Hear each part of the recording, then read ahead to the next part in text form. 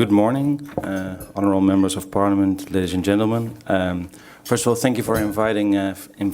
Microsoft, as I think one of the only private organizations in the speaker, so we're happy that it's a real example of a multi-stakeholder approach.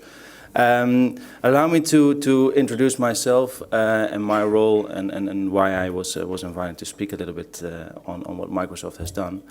I work as a cybersecurity policy manager at Microsoft, where I was hired to look into Microsoft's role in positive engagement in cybersecurity policy. So I work closely with colleagues in the room, colleagues from the European Commission and Council, but also private organizations to see where we can create a positive engagement. And if you look at cybersecurity, we all know cybersecurity from a positive side and a negative side. The positive side, you look at the defense element of it, securing our networks, securing our internet, securing our life basically as it is. But there's also the offensive side, and that's you see that more and more in media these days. We are also, as Microsoft, more open about that. We blog about this a little bit more because we do think that this discussion needs to be a discussion out in the open.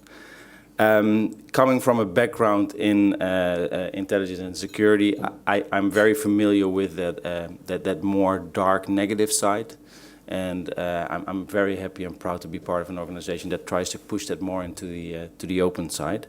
And in that light, we only encourage the involvement of governments, academia, industry, civil society in this multi-stakeholder approach.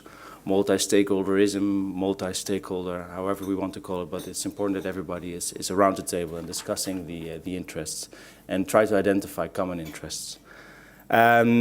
If we look at the existence of a virtual world or cyberspace, it forces us to cooperate across the more traditional borders. And why is that? So if you think about it, we have a majority of critical infrastructure that's owned by private organizations. Our knowledge and skills are not centered at one point, they're scattered throughout. Problems these days are global, they're not regional anymore, they're not very simply identified in a certain area in the world. Thus, we really need solutions to be global and innovative as well, and I think the speakers before me already addressed these issues. Having said that, Microsoft is a strong supporter of the global debate on cyber norms as well, and that's why we're active partners in the IGF, but also the Pearse call, and I will talk a little bit later about the Pearse call. If we look at the IGF, I heard some comments before as well about discussing the IGF Plus model. As I understand it from our point of view, and for us the IGF is a very important platform to have this open discussion. Microsoft is very engaged. We organize 5 or 6 sessions, and we participate in a lot of sessions. We are active in the multi-stakeholder advisory group, trying to develop the program. But mainly, it for us is the place where you can have an open and transparent discussion on the issues that are really on the table at that moment.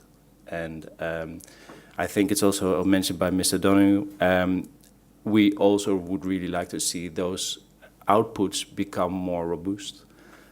Make sure that what we are concluding leads to something. And maybe there I can draw a little bit towards the Pearse call that it's actually taking place at the moment at Pearse Peace Forum, where Microsoft has been an active endorser and has really campaigned very hard the last year. If I understand it, the last figures that I got were we've been working very hard to get more signatories, also of governments. So we're proud to be part of this Pearse community group. As I understood, there are right now around 40% of the United Nations members have signed, which is a bigger step than we were last year, November 2018. And in total, there's more than 1,000 signatories from both governments, industry, academia, etc.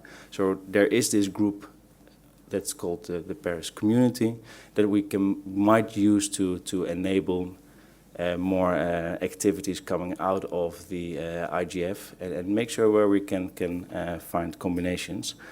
One of the last things that I would like to say is that if we look at the Pearse call, it's based on 9 principles. I think many people around the room are familiar with those. But these are principles. What's very important in this stage is if we have these signatories, that these principles become actions or become programs or projects or at least investments. And that's where we believe that the IGF is an excellent platform to start discussing these ideas and principles. And that's the message I would like to give to the table, and looking forward to the discussion. Thank you very much.